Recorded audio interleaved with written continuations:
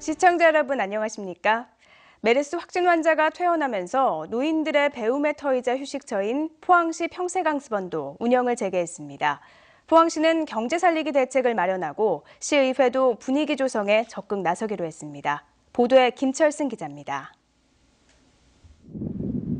하루 2,700여 명이 찾는 포항시 평생학습원. 좁은 당구장에 남녀 회원들이 북적입니다. 메르스 확진 환자가 나온 뒤 지난 15일부터 문을 닫았다가 다시 연 것입니다.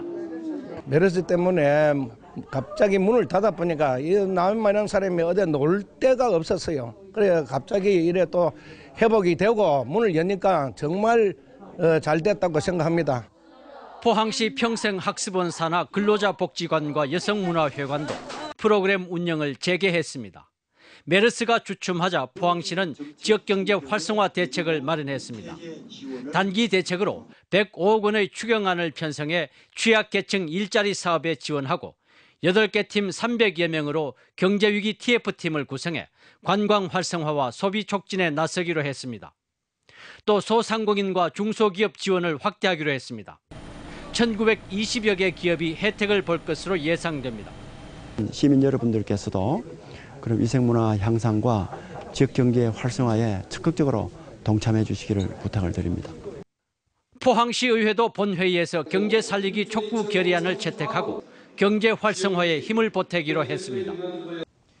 위축된 마음과 흐트러진 일상이 차츰 안정을 찾아가고 있습니다. MBC 뉴스 김철승입니다. 대구시가 전국 처음으로 대구로 이전한 공공기관에 지역민들이 많이 채용될 수 있도록 맞춤형 인재를 육성하는 아카데미를 출범시켰습니다.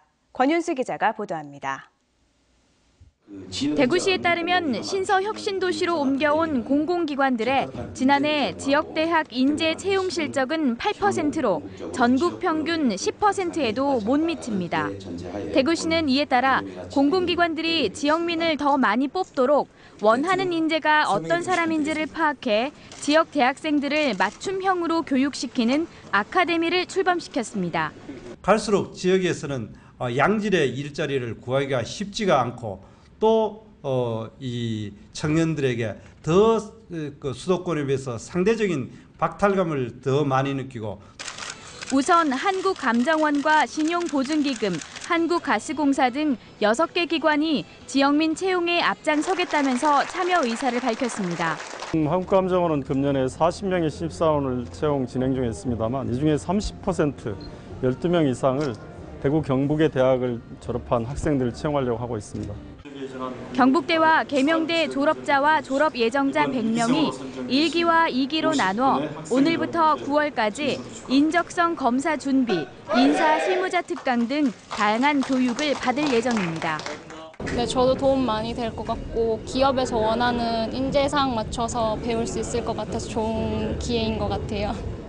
지역으로 공공기관이 이전한 중요한 이유 가운데 하나가 바로 지역민들에게 양질의 일자리를 제공하는 겁니다. 이번 아카데미가 좋은 성과를 거둘 수 있을지 주목됩니다. MBC 뉴스 권윤수입니다.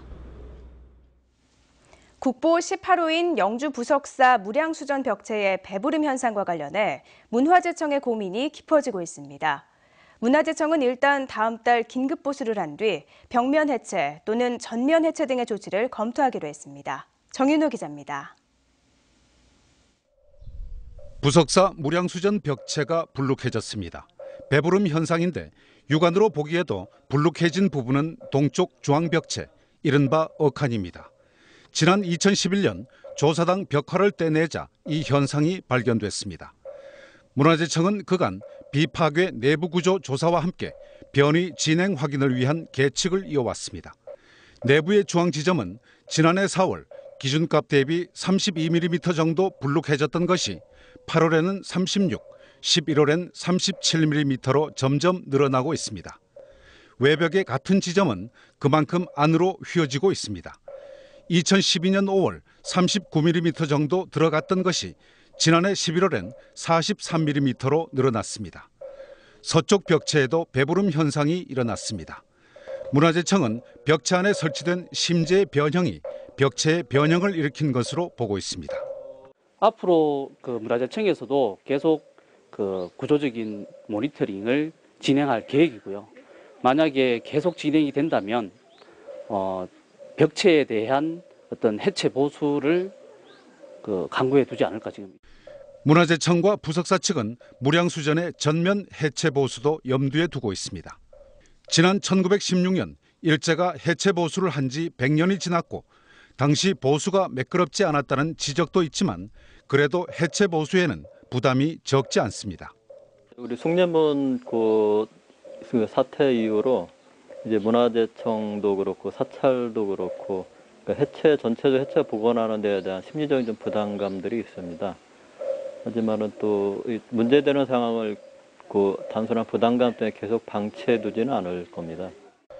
게다가 부석사가 포함된 한국의 전통 산사는 2018년 유네스코 세계유산 등재 절차를 밟고 있습니다. 650년 세월의 무게를 견뎌온 무량수전을 두고 문화재청의 고민이 깊어지고 있습니다. MBC 뉴스 정윤호입니다. 경주의 한 주택가에서 한 남성이 두 차례에 걸친 다툼 끝에 흉기를 휘둘렀습니다. 경찰은 이웃 간 다툼 끝에 사고가 난 것으로 보고 있습니다. 장미뿐 기자가 보도합니다. 새벽 시간, 한 남성이 모텔 안으로 들어옵니다. 시비 끝에 모니터를 집어던지더니 큰 다툼이 오갑니다. 경찰이 출동해 상황이 끝났는 듯했지만 1시간 뒤 이 남성은 흉기를 들고 다시 모텔을 찾았습니다.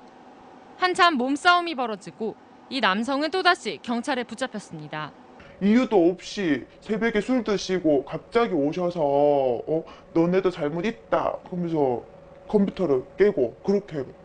44살 이모 씨는 모텔 주인 김 씨가 주차 차량 문제로 자신의 어머니에게 항의한 것에 불만을 품고 홧김에 범행을 저질렀다고 밝혔습니다. 좀 쇼룸을 당했다 그러니까는 못 가고 있어. 그게 제 생각이 나가. 내가 한번 찾아가서 뭐 그래 됐는데. 경찰은 이웃끼리 다투는 과정에서 이 씨가 만취한 뒤 우발적으로 범행을 저지른 것으로 보고 양측을 폭력행위 등 처벌에 관한 법률 위반 혐의로 불구속 입건했습니다. MBC 뉴스 장미쁨입니다.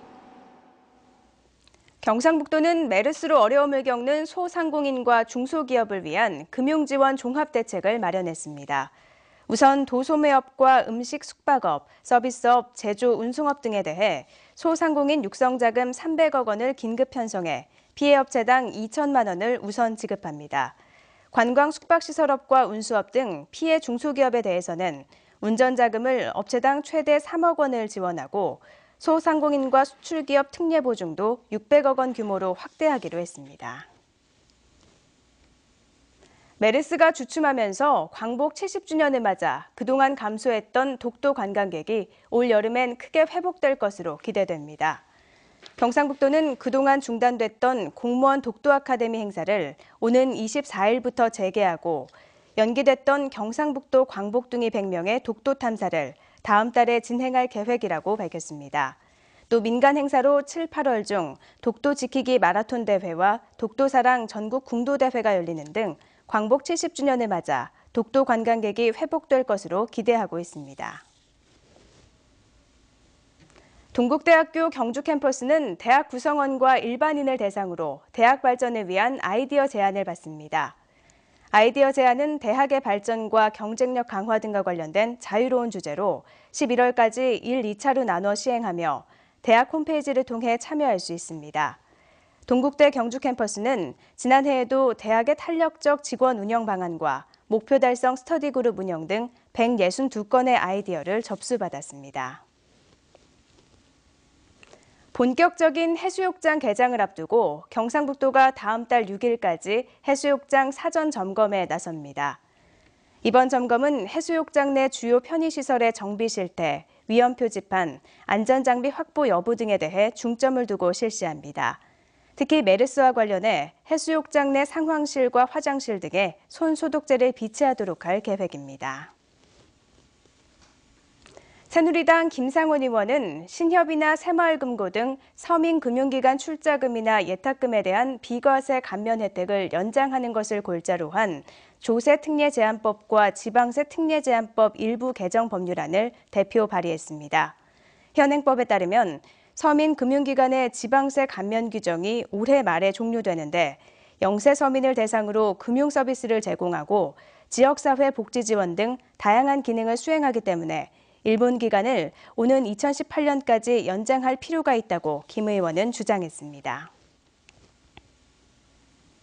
부동산 거래 비수기임에도 불구하고 금리 인하 등의 영향으로 경북 지역 아파트 가격이 상승세를 이어가고 있습니다. 부동산 자산관리연구소에 따르면 지난 2주 동안 경북의 아파트 평균 매매 가격은 전주보다 0.12% 올랐습니다. 지역별로는 경산이 0.31%로 가장 많이 올랐고 포항 0.25%, 경주 0.03% 등의 순이었고 안동은 0.28% 떨어졌습니다.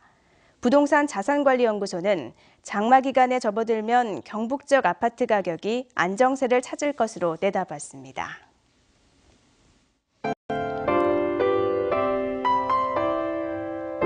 오늘 하늘엔 구름이 많겠지만 햇살은 따갑겠습니다. 경북 동해안 지역 자외선 지수가 매우 높은 단계까지 올라 있는데요. 자외선 지수가 매우 높은 단계까지 오르면 2시간마다 한 번씩 자외선 차단제를 발라주는 것이 좋으니까요. 참고하시면 좋겠습니다. 경북 동해안 지역 안개특보가 발효 중입니다. 경주 지역은 가시거리가 100m 이내로 떨어진 가운데 안개주의보가 발효 중인데요. 그 밖의 지역에서도 옅은 안개가 끼어 있으니까요. 출근길 교통안전에 각별히 주의하셔야겠습니다. 자세한 지역별 날씨 알아보겠습니다.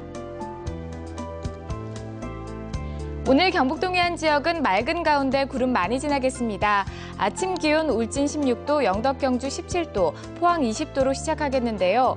낮 최고 기온은 울진 23도, 영덕 26도, 포항 25도, 경주 29도까지 오르겠습니다.